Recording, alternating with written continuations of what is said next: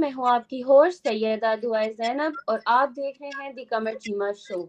आज मैं और डॉक्टर कमर चीमा साहब बात करेंगे भारत और बांग्लादेश के दरमियान बढ़ती हुई टेंशन्स और पाकिस्तान बांग्लादेश तिजारती ताल्लुकात की नई शुरुआत के बारे में। बांग्लादेश भारत से दूर और पाकिस्तान के करीब हो रहा है, या क्या ये साउथ एशिया के जियोपॉलिटिकल लैंडस्केप में एक नए दौर का आगाज है? इन सब के बारे में आज हम बात करेंगे। तो चीमा साहब, आपने देखा है कि जैसा बांग्लादेश और भारत के दरमियान जो टेंशन बढ़ रही है उसकी असल वजह क्या है? क्या ये सिर्फ सियासी मसाइल है या इसमें स्ट्रैटेजिक या फिर डिप्लोमेटिक फैक्टर्स भी शामिल हैं? देखिए, बहुत शुक्रिया दुआ। देखिए, पहली बात तो ये है कि अगर आप सिर्फ वो जैसे कहते हैं ना state of India Bangladesh relations देखें, तो वो शेख हसीना वाजद का जब रिमूव किया गया, तो तब ज़ाहिर बात है इंडिया के ताल्लुकात जो हैं उस वक़्त थोड़े मुश्किल में पड़ गए थे। और अब मज़ीद जो है, जो बयानात आ रहे हैं बांग्लादेश की तरफ से, वो थोड़े से मुश्किल बयान है। वो ऐसे बयान नहीं हैं जो इंडिया समझता है कि अच्छे बयान है। सो इंडिया के फॉरेन मिनिस्टर डॉक्टर जयशंकर ने थोड़ी टफ स्टेटमेंट्स दी हैं। अब भारत क्योंकि बांग्लादेश के अंदर जो वहाँ पे माइनॉरिटीज़ हैं, उनके बारे में भी बात करता है। अभी 2 दिन पहले ही भारत के नेशनल सिक्योरिटी एडवाइज़र ने एक जो है वो एक तस्वीरी नुमाइश की, जहाँ पे दिखाया गया कि देखें क्रिश्चियंस, अहमदी और बहुत सारे और जो लोग हैं, उनकी तरफ से जो जो ज़्यादतियाँ हो रही हैं, वो उनको हाइलाइट किया। और अब जयशंकर साहब जो हैं, वो बेसिकली अब थोड़े से सख्त बयान दे रहे हैं।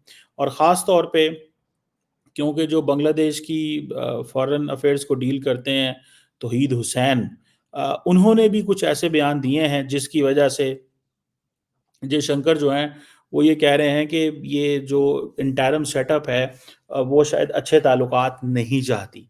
और इसमें वो कह रहे हैं कि बांग्लादेश को फ़ैसला करना होगा। इट मीन्स कि इंडिया जो है वो जो जिसे कहते हैं ना असर्ट कर रहा है अपनी पावर। देखिए, इंडिया इज़ एक एक रीजनल पावर है। और इंडिया की जो नेबरहुड फर्स्ट पॉलिसी है, लुक ईस्ट पॉलिसी है, ये चीज़ें बताती हैं कि इंडिया ने बहुत सारी इन्वेस्टमेंट्स की हैं खित्ते के अंदर।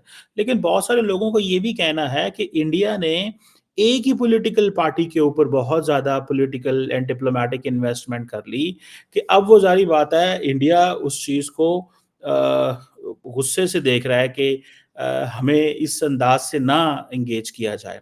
दूसरा, आपको हाल ही में पता होगा जब मोदी साहब ट्रंप से मिले, तो उन्होंने कहा मैं बांग्लादेश का क्वेश्चन जो है वो नरेंद्र मोदी पे छोड़ता हूँ।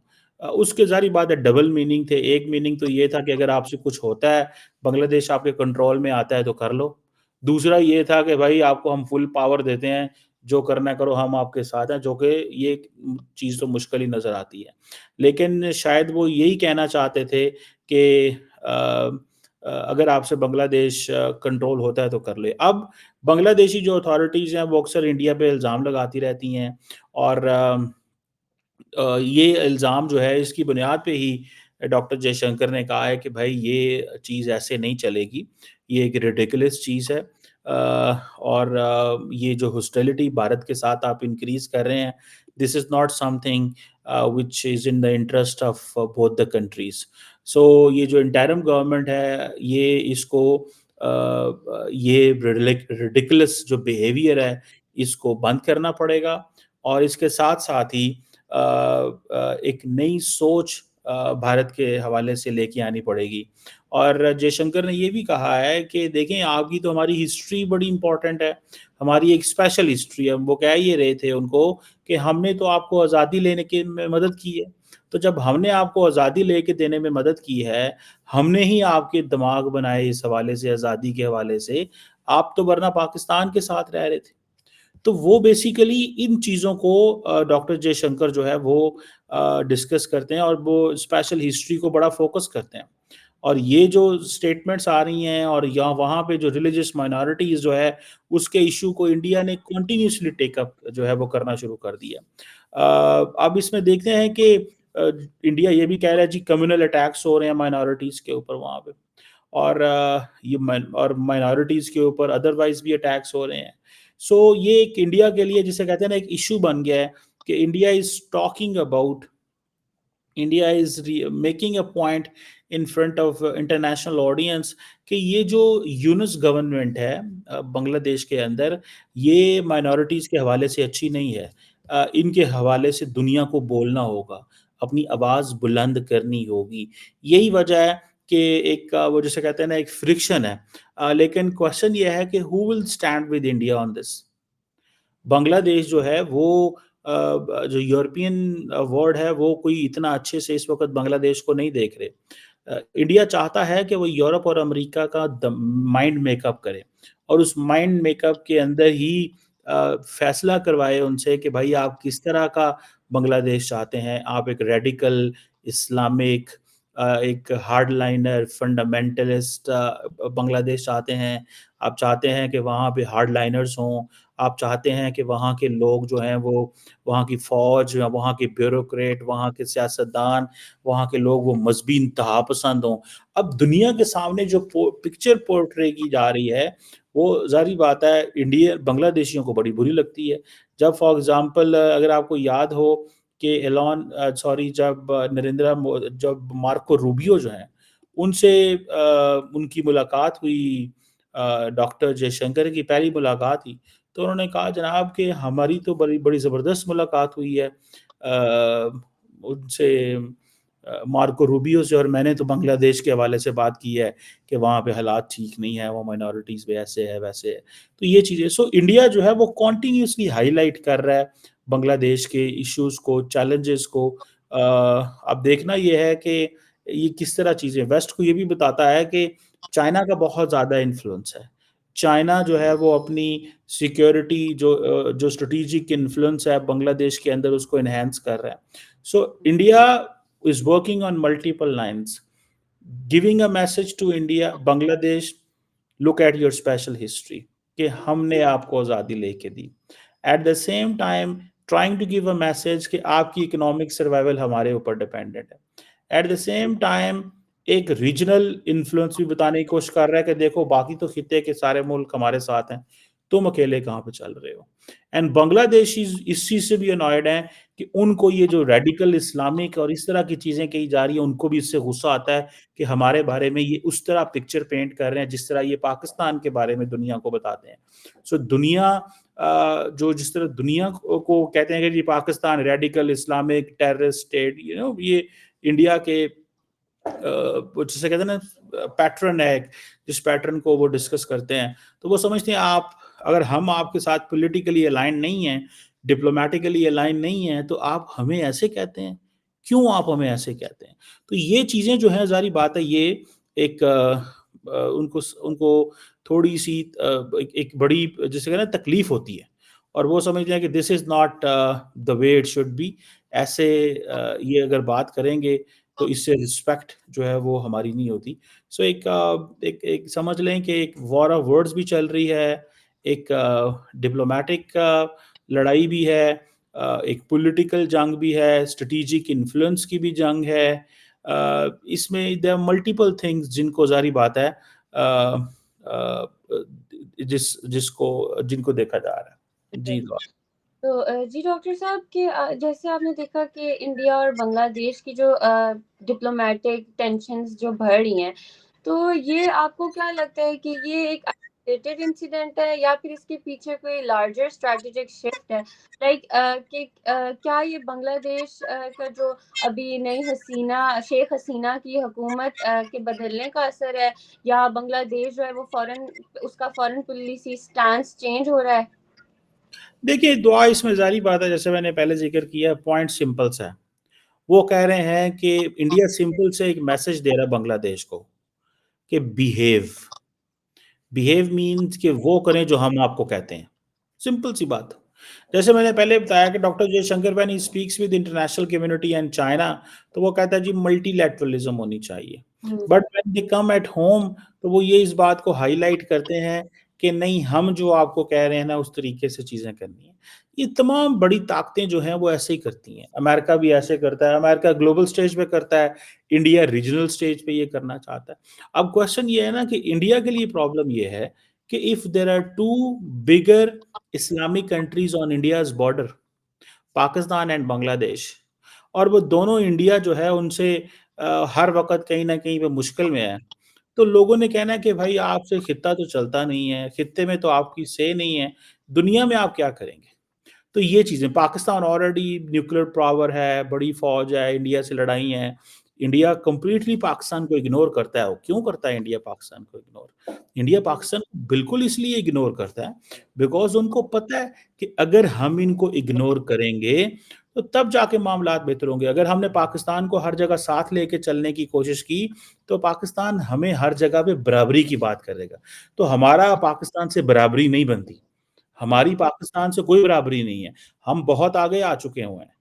सो ये जो चीज़ें हैं, ज़ाहिर बात है इसको देख के इंडिया चाहता है कि बांग्लादेश जो है वो उस तरह बिहेव करे जिस तरह हम चाहते हैं, ना कि उस तरह बिहेव करे जिस तरह वो उसका दिल करता है।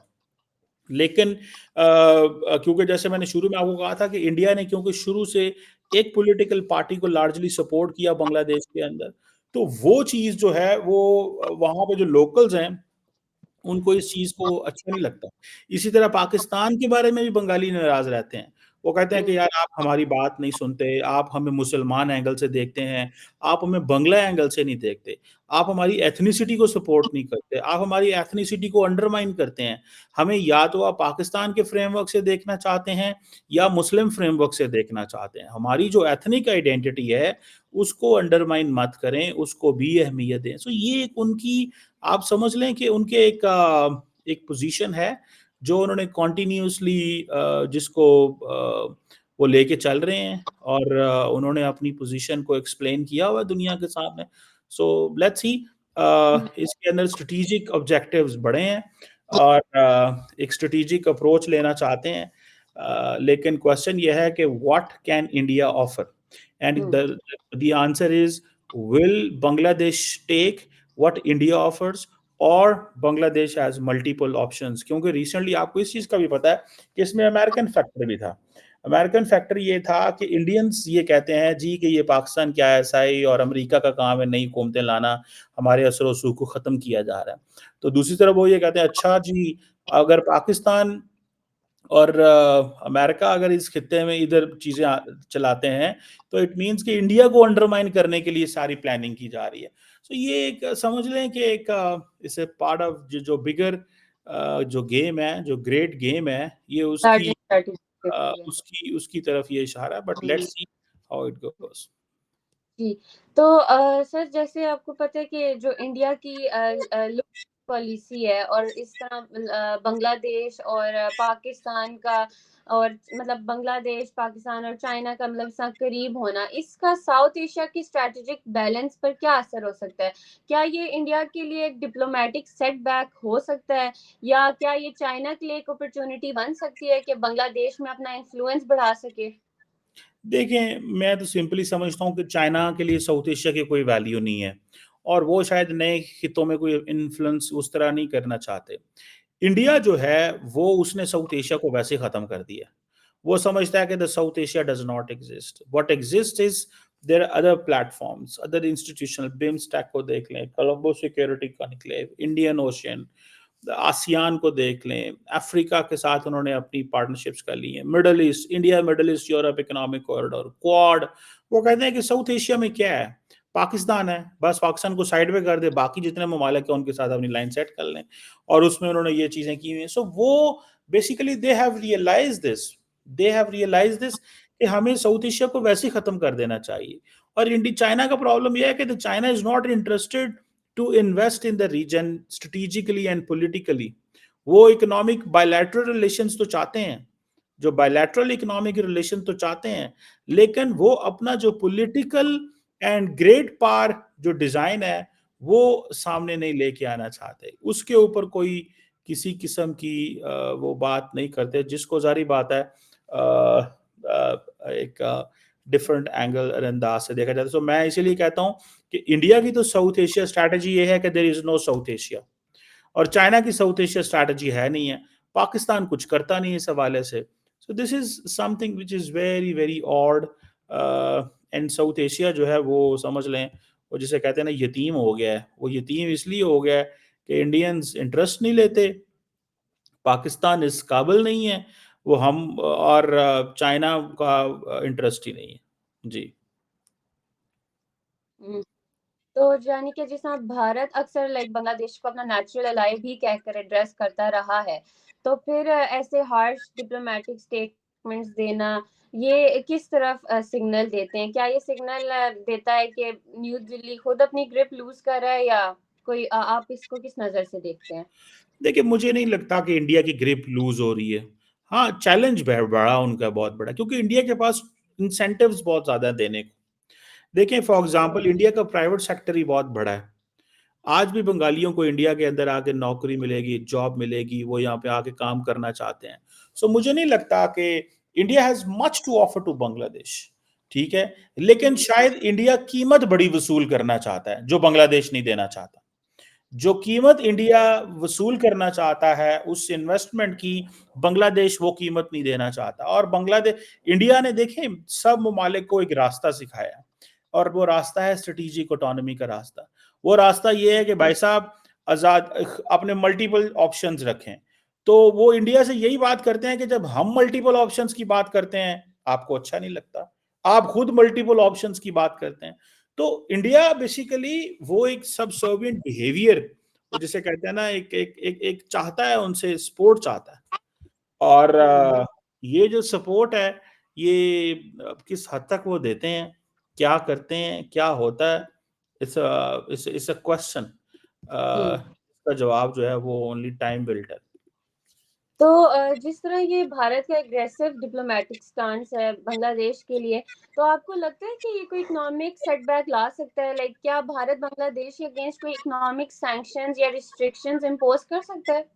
देखिए, बहुत सारी जो इंडिया फॉर एग्जांपल तेल बेचता है बांग्लादेश को। हम्म। इंडिया बांग्लादेश बहुत सारी बिजली लेता है इंडिया से। तो ये सारी चीजें जो है वो रुक सकती हैं।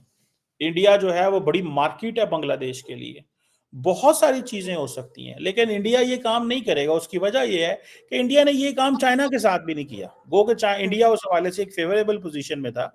इंडिया ने चाइना के साथ मामलात अपने खराब नहीं किए। In the height of in the last 5 सालों में जब मामलात इंडिया चाइना के एक राइवलरी थी, तो जो बायलैटरल ट्रेड है वो तो $125 अरब पे चली गई। तो why would India do this in Bangladesh? वो पाकिस्तान वाली गलती नहीं करना चाहता। वो पाकिस्तान की गलती कि हम अफगानिस्तान के साथ तो कारोबार करना चाहते हैं, हम इंडिया के साथ कारोबार नहीं करना चाहते। और आज हम कहते हैं हम इंडिया से काम करना चाहते हैं, तो इंडिया कहता है सॉरी, पहले terrorism this that so and so. So India ये काम नहीं करेगा। इंडिया अपने वो ये लिवरेज रखेगा, लेकिन हम्म। इस लिवरेज के साथ इंडिया उनके बिहेवियरल चेंज करना चाहता है। और जो बिहेवियरल चेंज आएगा, वो देखते हैं कि उसमें फिर क्या हम्म। और कैसे होता है। तो सर, जिस तरह भारत का इस तरह एक मुल्क पर जैसे बांग्लादेश पर ओपनली प्रेशर डालना, इस तरह बाकी जो साउथ एशिया की छोटी स्टेट्स हैं जैसा नेपाल, श्रीलंका, भूटान, तो वो उनको क्या इस तरह से सिग्नल जाएगा? क्या उनको भी फिर अपनी फॉरेन पॉलिसी डाइवर्सिफाई करने की जरूरत पड़ेगी? क्योंकि ऑब्वियसली भारत और बांग्लादेश की जो टेंशन है, इसका रिपल इफेक्ट तो पूरे साउथ एशियन पॉलिटिक्स पर होगा ना? वो सही है, लेकिन वो तो बहुत जिसे कहते हैं ना, छोटे कंट्रीज हैं, और जिसे वो उनका अब इसमें कोई वो इतना लंबा चौड़ा कोई लेन देन नहीं है।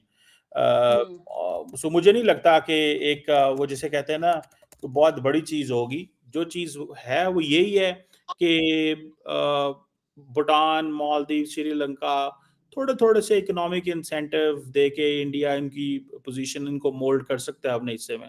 सो it's not something big deal. असल जो उनके लिए जो important country that matters is Bangladesh. और बांग्लादेश को वो I think they want to change the behaviour of Bangladesh. ठीक है। तो सर, पाकिस्तान और बांग्लादेश के दरमियान डायरेक्ट ट्रेड का शुरू होना, ये सिर्फ इकोनॉमिक पर्सपेक्टिव से देखा जाएगा या इसमें स्ट्रैटेजिक सिग्नलिंग भी शामिल है? फ्यूचर में देखिए आप क्या देखते हैं इसको?